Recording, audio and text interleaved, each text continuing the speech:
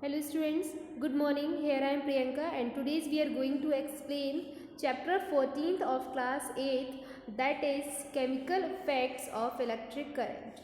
ठीक है, इस चैप्टर को हम केवल वन वीडियो में ही कवर करेंगे. इसका केवल पार्ट 1 है. इसी में हमने सारे टॉपिक्स को कवर किया हुआ है.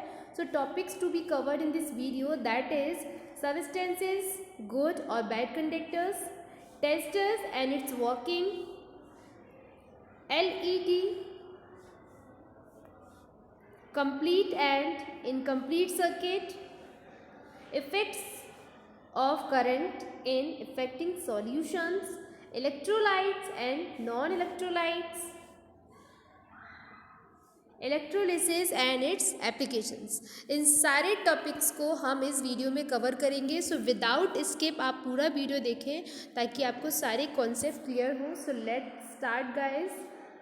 सो firstly we will discuss about, generally हम देखते हैं we comes across so many substance but some conduct electricity and some do not. Generally we will see, हम क्या देखते हैं कि कुछ सबस्टेंस जो हैं वो इलेक्ट्रिसिटी को कंडक्ट करते हैं और कुछ सबस्टेंस इलेक्ट्रिसिटी को कंडक्ट नहीं करते हैं.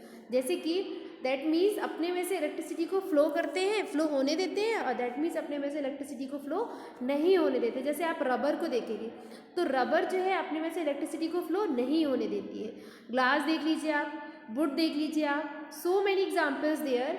एल्यूमिनियम फॉयल देख लीजिए आप, डिस्टिल्ड वाटर, कॉपर वायर अपने में से इलेक्ट्रिसिटी को कंडक्ट होने देता है. ठीक है, तो बहुत सारे एग्जाम्पल्स हमारे सराउंडिंग हैं जो अपने में से इलेक्ट्रिसिटी को कंडक्ट होने देते हैं, कुछ अपने में से इलेक्ट्रिसिटी को कंडक्ट नहीं होने देते हैं. तो according to this classification of substances को दो क्लासेस में क्लासीफाइड किया गया है on the basis of whether the yellow allow current of pass और नॉट. किसके बिहाफ पर सबस्टेंसेस को क्लासीफाइड किया गया है? सो अलाउ करंट टू पास और नॉट. कुछ सबस्टेंसेस अपने में से करंट को पास होने देते हैं और कुछ नहीं होने देते. इसके बिहाफ पे सबस्टेंसेस को टू पार्ट्स में क्लासीफाइड किया गया है. The first is good conductor and second one bad conductor. So what is good conductors? So good conductor is that allow current to pass through them. That means जो substance अपने में से electricity को पास होने देते हैं, यानी इलेक्ट्रिसिटी फ्लो होती है उनमें, उनको हम बोलते हैं गुड कंडक्टर. जैसे आपके एग्जाम्पल्स में आप बोल सकते हो, all metals are good conductor of electricity, like aluminium foil, copper wire, और जितनी भी सराउंडिंग आपकी मेटल्स हैं, आयरन हो गया, ठीक है, मैग्नीशियम हो गया, ये सारे आपके क्या है? गुड कंडक्टर ऑफ इलेक्ट्रिसिटी है. Now we have a poor conductor. So what is poor conductor? So poor conductor is do not allow current pass through them. जो अपने में से करंट को पास नहीं होने देते हैं, do not pass current. ठीक है, यानी जिनमें इलेक्ट्रिसिटी फ्लो नहीं होती है, that is called poor conductor. तो सबस्टेंसेस को टू कैटेगरी में क्लासीफाइड किया गया है, गुड कंडक्टर और पुअर कंडक्टर. गुड कंडक्टर क्या है? जो अपने में से इलेक्ट्रिसिटी को पास होने देते हैं, यानी ये इलेक्ट्रिसिटी इनमें फ्लो होती है. और poor conductor which do not allowed current pass through them, जिनमें इलेक्ट्रिसिटी फ्लो नहीं होती है, जो अपने में से इलेक्ट्रिसिटी को पास नहीं होने देते हैं, that is called poor conductor. The example it is would, glass, rubber. ठीक है, सो मेनी एग्जाम्पल्स देयर. ठीक है, ऐसे बहुत सारे एग्जाम्पल्स हैं आपके सराउंडिंग जो कि अपने में से इलेक्ट्रिसिटी को पास नहीं होने देते हैं, और इस टाइप के सबस्टेंसेस को हम बोलते हैं poor conductor of electricity. Okay, now as we have tested the substance that were solid forms, let us check. जो substance solid form में, उनको तो हम चेक कर सकते हैं कि भाई ये अपने में से इलेक्ट्रिसिटी को कंडक्ट करने दे रहे हैं या नहीं करने दे रहे हैं. जैसे आपने ग्लास लिया, आपने रबर लिया सपोज, अब आपने इसमें इलेक्ट्रिसिटी वायर को लगा दिया है और यहाँ पर करंट फ्लो हो रहा है. अब इसमें करंट पास नहीं हो रहा है, दैट मीन्स ये आपका इंसुलेटर है या बैड कंडक्टर है. ठीक है, अगर इसी तरीके से आप कोई भी सॉलिड लें तो दैट मीन्स कहने का मतलब ये है कि सॉलिड फॉर्म में तो हम पता कर सकते हैं ना कि सबस्टेंस में इलेक्ट्रिसिटी फ्लो हो रही है कि नहीं हो रही है, दैट इज़ गुड कंडक्टर, और नहीं हो रही है दैट इज़ बैड कंडक्टर, या आपको उसको इंसुलेटर भी बोल सकते हो. ओके, बट लिक्विड और गैसेस में भी इलेक्ट्रिसिटी कंडक्ट होती है या नहीं होती है. ठीक है, इस बारे में हम देखेंगे किस तरीके से हम पता कर सकते हैं. सो देखते हैं हम, डू लिक्विड कंडक्ट इलेक्ट्रिसिटी, क्या लिक्विड्स जो हैं इलेक्ट्रिसिटी को कंडक्ट करते हैं? तो इसके लिए हम एक्टिविटी करेंगे, एक apparatus लेंगे, इसके लिए हम एक्टिविटी के थ्रू इस चीज़ को हम क्लियर करेंगे कि लिक्विड्स भी इलेक्ट्रिसिटी को कंडक्ट करते हैं या नहीं। So now to test take any liquid say lemon juice in a beaker. हम कोई भी, यहाँ पर एक apparatus लिया हुआ है हमने, you can see the figure, यहाँ पर एक apparatus लिया है हमने जहाँ पर एक बीकर है और इसमें हमने एक लिक्विड लिया है that is lemon juice. Lemon juice को हमने मिक्स कर लिया है वाटर में, ठीक है। Adjust the apparatus shown the figure, इसको हम जिस प्रकार से फिगर में शोन है इसकी तरीके से एडजस्ट करेंगे। दैट मीन्स एडजस्ट करने से मतलब क्या है कि इसको हम कंप्लीट सर्किट के फॉर्म में एडजस्ट करेंगे। कंप्लीट सर्किट से मतलब क्या है कि सारे apparatus कैसे होने चाहिए, कंडक्टर होने चाहिए जिनमें इलेक्ट्रिसिटी फ्लो हो रही हो। और दूसरी बात, सारे जितने भी apparatus आपने लगा रखे हैं, अप्लायंसेस यूज़ करें, वो सारे प्रॉपर होने चाहिए। जैसे यहाँ पर आप देख पा रहे हो, ये है हमारा बैटरी, ये बैटरी का सिंबल है, ये बैटरी है और बैटरी के वायर्स आपके जुड़े हुए हैं पूरी तरीके से। और यहाँ पर ये बल्ब लगा हुआ है, दैट इज़ अ बल्ब, ठीक है, ये बल्ब है। और ये आपके इसके वायर्स जो हैं बैटरी के, ये यहाँ पर आपके ऐड है सॉल्यूशन से, ठीक है। तो कहीं पर भी सर्किट ब्रेक तो नहीं है। अगर ये वायर आपका ब्रेक होता है यहाँ से, तो सर्किट आपका क्या हो जाता, ओपन हो जाता। अगर सर्किट ओपन होगा तो करंट फ्लो नहीं होगा। तो सर्किट हमें कैसा चाहिए, क्लोज चाहिए और पूरे सारे कनेक्शंस प्रॉपर होने चाहिए, यानी कंप्लीट सर्किट होना चाहिए, ठीक है। तो अब हम समझ में आ गया, एक हमने apparatus लिया जिसमें हमने एक बीकर लिया है और उसमें एक बैटरी ली हुई है। ये आपके वायर्स हैं जो कि एक वायर्स, आपके दोनों वायर्स, एक वायर्स को बैटरी से ऐड करके सॉल्यूशन में, दूसरे वायर को आपके बल्ब से ऐड करते हुए सॉल्यूशन में डाला गया है और ये दोनों आपके वायर्स बल्ब से ऐड हैं। तो अब इस सॉल्यूशन में जब हम इलेक्ट्रिसिटी फ्लो करेंगे तो क्या होगा, तो होगा ये, इफ द बल्ब ग्लो। अब इस सॉल्यूशन में हमने करंट ऑन कर दिया है, क्या कर दिया है, करंट ऑन कर दिया, करंट फ्लो हो रहा है, यानी सर्किट हमारा कैसा है, क्लोज, ठीक है। सर्किट हमारा कैसा है, क्लोज। ओपन सर्किट में करंट फ्लो नहीं होगा क्योंकि भाई ओपन सर्किट से मतलब है सर्किट कहीं पर आपका ब्रेक है। तो हमें कंप्लीट सर्किट चाहिए, ठीक है। और यहाँ पर सर्किट होगा क्लोज, और क्लोज सर्किट में जब यहाँ पर करंट फ्लो होगा तो ये करंट फ्लो होकर आपका इस लिक्विड से करंट फ्लो हो रहा है। और इसमें लिक्विड में फ्लो जो करंट आ रहा है वो आ रहा है बैटरी से।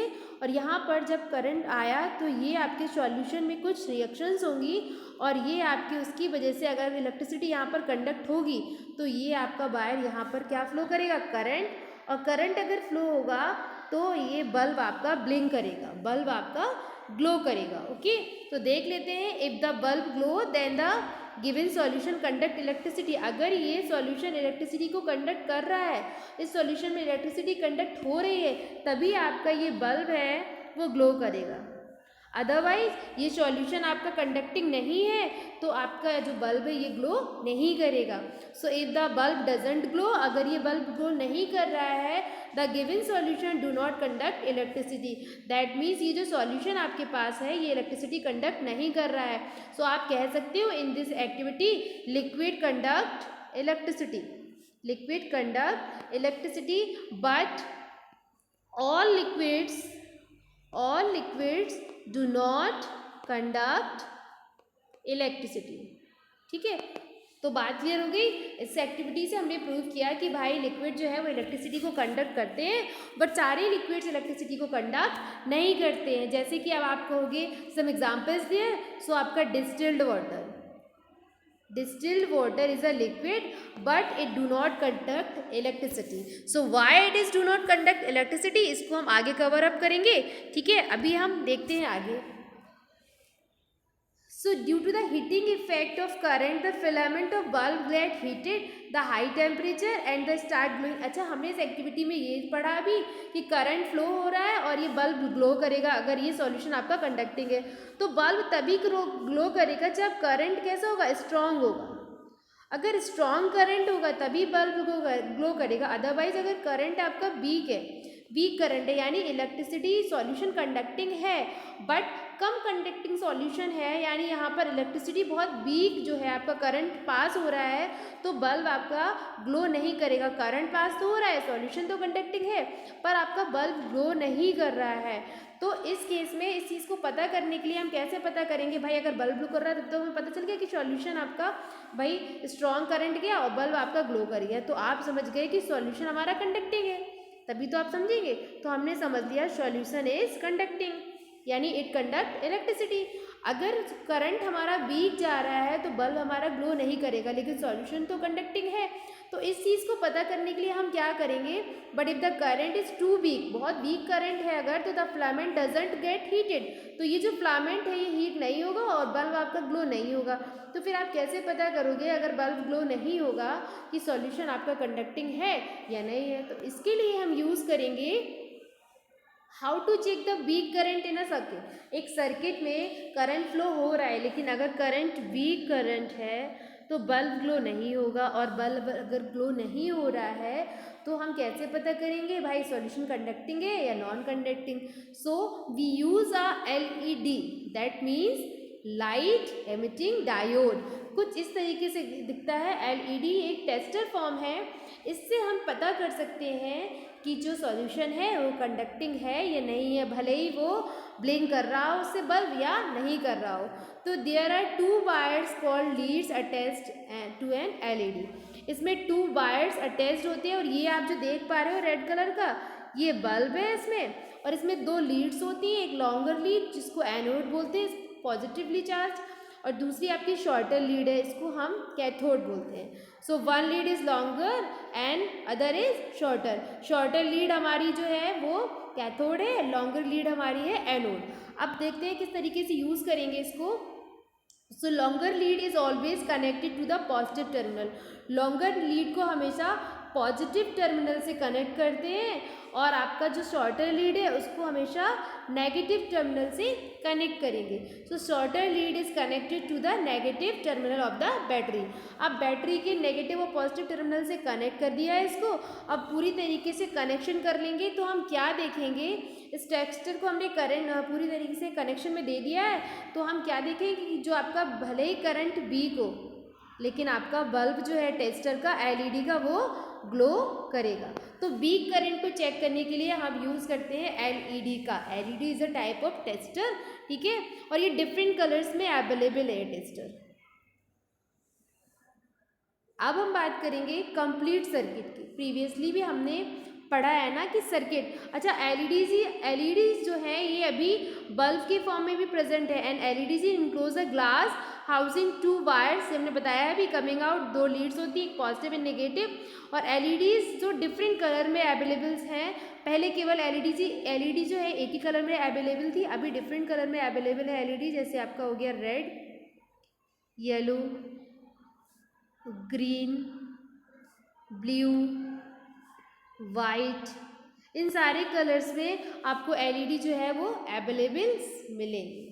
अभी हम बात करेंगे now we have a complete circuit. तो प्रीवियसली मैंने आपको बताया कि कंप्लीट सर्किट दैट मीन्स सारे एप्लियंस या सारे जो भी ऑब्जेक्ट्स यूज़ कर रहे हैं वो प्रॉपर फिक्स हो। जैसे ये बैटरी है और ये वायर्स है, ये पूरी तरीके से कनेक्ट है, और ये आपका बल्ब है, इसमें कनेक्शंस है। अगर ये वायर कहीं से ब्रेक होता या कनेक्शंस बैटरी में पॉजिटिव नेगेटिव टर्मिनल सही नहीं होते, तो इस टाइप के सर्किट को हम क्या कहते हैं, ओपन सर्किट कहते हैं या इनकम्प्लीट सर्किट भी कहते हैं। अब यहाँ पर complete circuit that means when all connections are proper, जब सारे कनेक्शंस प्रॉपर हो, यानी बैटरी से प्रॉपर वायर ऐड हैं पॉजिटिव एंड नेगेटिव टर्मिनल्स पे जिस तरीके से ऐड होने हैं, प्रॉपर बल्ब में कनेक्शन है, प्रॉपर करंट सप्लाई हो रहा है, that circuit is known as complete circuit. यानी all connections are proper, that means this is called complete circuit. Now we have an incomplete circuit, that means connection is not proper. So when all the connections are not proper, like there may be wire break, यानी सारे connections proper ना हो, so this is known as incomplete circuit। यहाँ पर आप देख पा रहे हो ये वायर है और ये देखिए यहाँ से ब्रेक है, ये पूरी तरीके से बल्ब में कनेक्ट नहीं है, तो यहाँ पर ये सर्किट हो गया कैसा, इनकम्प्लीट, या आप इसको बोल सकते हो ओपन सर्किट। और ओपन सर्किट में प्रॉपर करंट फ्लो नहीं हो रहा है। Now we have the major difference between tap water and distilled water. Previously starting में, वीडियो के स्टार्टिंग में मैंने आपको बताया था कि some liquids most of the liquid conduct electricity but not all liquid conduct electricity. अब यहाँ पर इस चीज़ को हम क्लियर करेंगे। वहाँ पर मैंने बताया था जैसे डिस्टिल वाटर है जो इलेक्ट्रिसिटी को कंडक्ट नहीं करता है, तो क्यों नहीं कंडक्ट करता है और क्या डिफरेंस है टैप वाटर और डिस्टिल्ड वाटर में, इसको हम कवर करेंगे। सो टैप वाटर देख लेते हैं। It is a good conductor of electricity.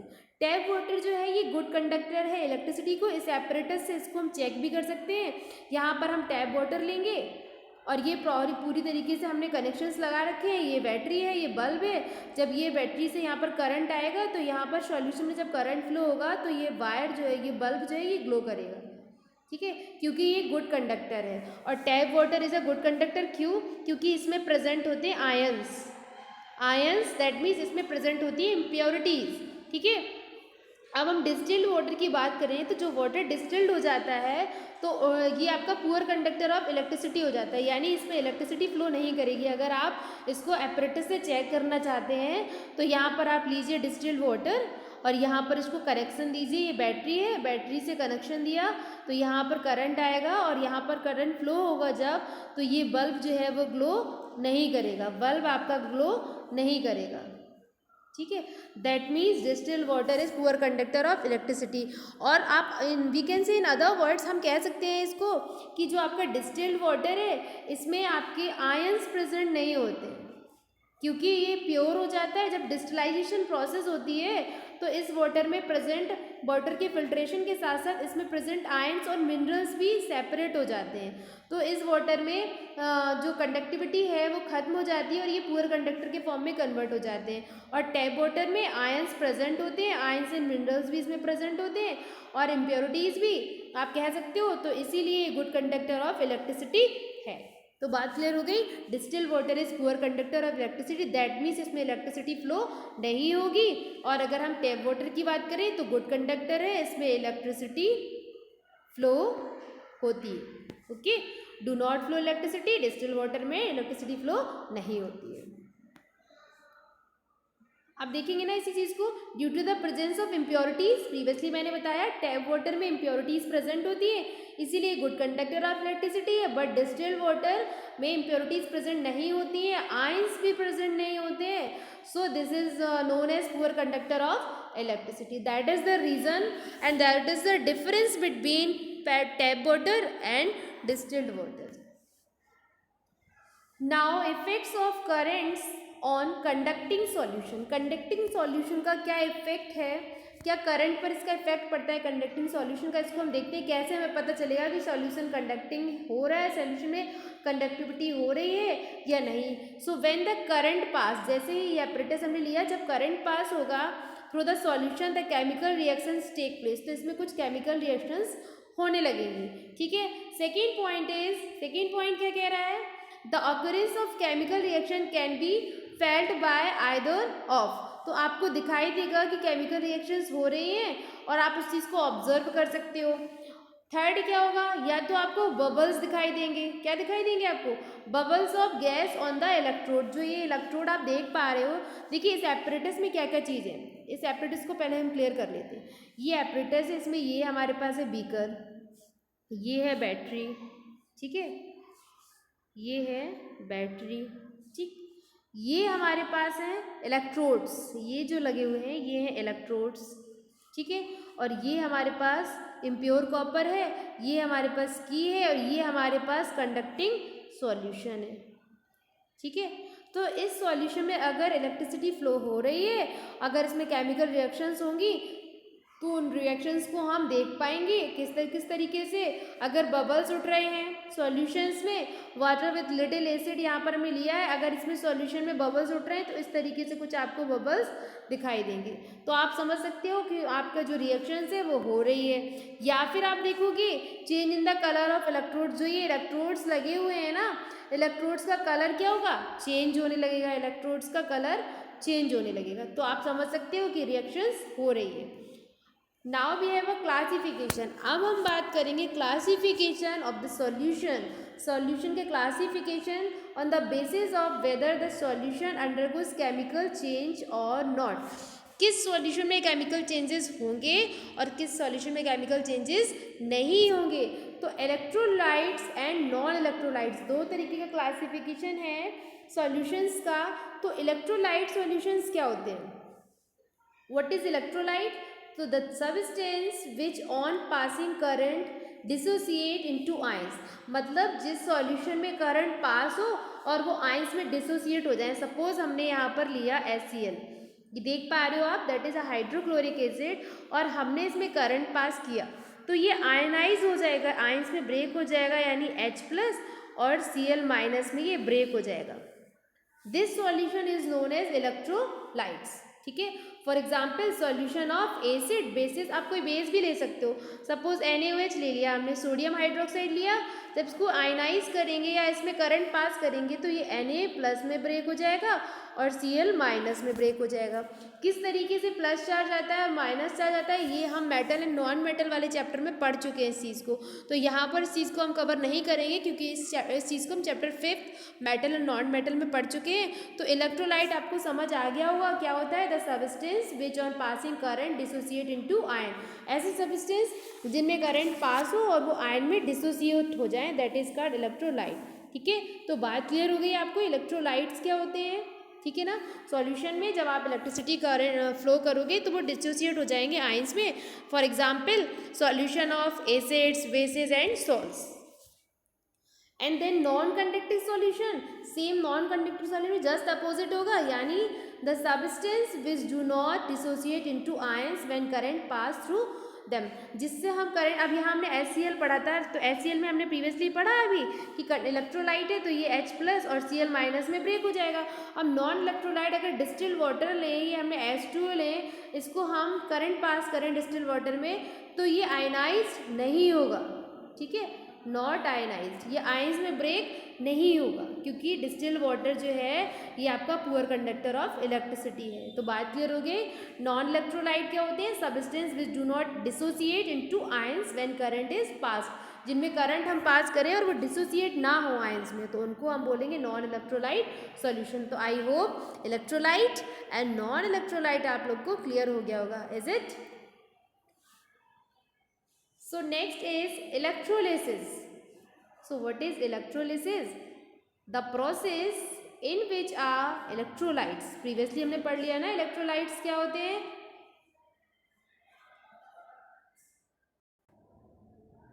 So previously हमने पढ़ लिया है ना इलेक्ट्रोलाइट्स होते क्या हैं, जिनमें जो जो जिसमें करंट पास करने से वो आयनाइज्ड हो जाए। सो द इलेक्ट्रोलिसिस क्या है? इलेक्ट्रोलिसिस के लिए सबसे पहले इलेक्ट्रोलाइट होना ज़रूरी है। तो the process in which a electrolyte dissociate into ions when the current is pass through them. ठीक है, जब आपके पास कोई सॉल्यूशन है वो आयनाइज्ड हो जाए, dissociate into ion when the current pass through damage, जब उसमें से करंट पास किया जाए तो उसको प्रोसेस को बोलते हैं electrolysis. We can see in other word electrolysis is a process of a producing a chemical reaction by the passing the electric current. ठीक है, केमिकल रिएक्शंस आप देखोगे जब उसमें से इलेक्ट्रिक करंट पास किया जाए, और सॉल्यूशन कैसा होना चाहिए? इलेक्ट्रोलिटिक सॉल्यूशन होना चाहिए, इलेक्ट्रोलाइट होना चाहिए, तभी उसमें से करंट पास होगा।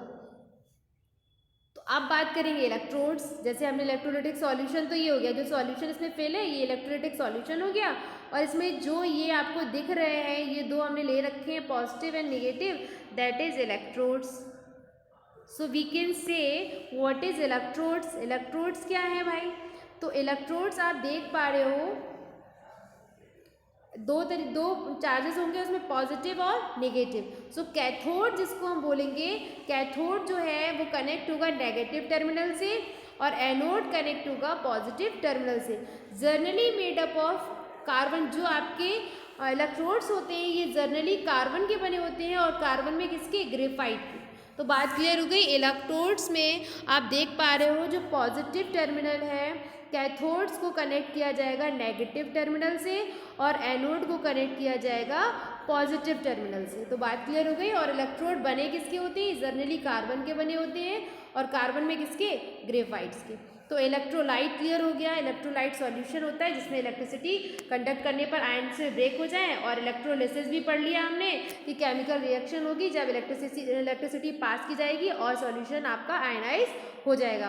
अब इलेक्ट्रोड्स की भी ज़रूरत होती है, तो इलेक्ट्रोड्स आपको पता है, इलेक्ट्रोड्स आपके दो तरीके के हैं यहाँ पर, कैथोड एंड एनोड। और कैथोड को हम कनेक्ट करेंगे नेगेटिव से, एनोड को पॉजिटिव से, और ये बने होते हैं कार्बन के। किसके बने होते हैं? कार्बन के। और कार्बन में किसके? ग्रेफाइट के। ठीक है, अब बात करेंगे इलेक्ट्रोलाइट्स। इलेक्ट्रोलाइट इन टर्म्स को, हम सारे टर्म्स को हमें क्लियर करना है, तभी हम आगे प्रोसेसेस को भी क्लियर कर पाएंगे। तो इलेक्ट्रोलाइट क्या है भाई? हमने इलेक्ट्रोलिसिस पढ़ लिया, इलेक्ट्रोड्स पढ़ लिए, ठीक है। और उसके बाद हम लोगों ने अभी हम लोगों ने प्रीवियसली पढ़ा, इलेक्ट्रोड्स पढ़ने से पहले हमने इलेक्ट्रोड्स पढ़ लिए और इलेक्ट्रोलिसिस पढ़ा और नॉन इलेक्ट्रोलाइट एंड इलेक्ट्रोलाइट, इन सारी चीज़ों को, इन सारे टर्म्स को हमने कवर किया। अब हम लोग डिस्कस करेंगे इलेक्ट्रोलाइट्स के बारे में।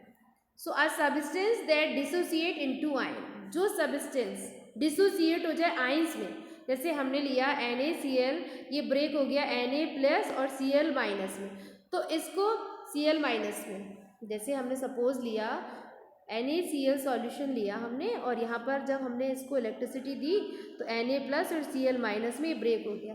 तो ये जो ब्रेक हुआ Na+ Cl- में, that is a electrolyte, a substance that dissociate into ions, जो सब्सटेंस डिसोसिएट हुआ है आयंस में, दैट इज कॉल्ड इलेक्ट्रोलाइट। ठीक है, और जो सॉल्यूशन हम लेते हैं that is electrolytic solution. So a chemical reaction take place and as a result various observations can be seen. समझ आई बात? तो इलेक्ट्रोलाइट्स हुए जो सॉल्यूशन हमारा आयनाइज हुआ, और इलेक्ट्रोलिटिक सॉल्यूशन वो हुआ जो सॉल्यूशन हमने लिया है। ठीक है, तो बात क्लियर हो गई, इन सारे टर्म्स को हमने क्लियर कर लिया है। अब हम बात करेंगे now we have a electrolysis of aqueous solution of sodium chloride.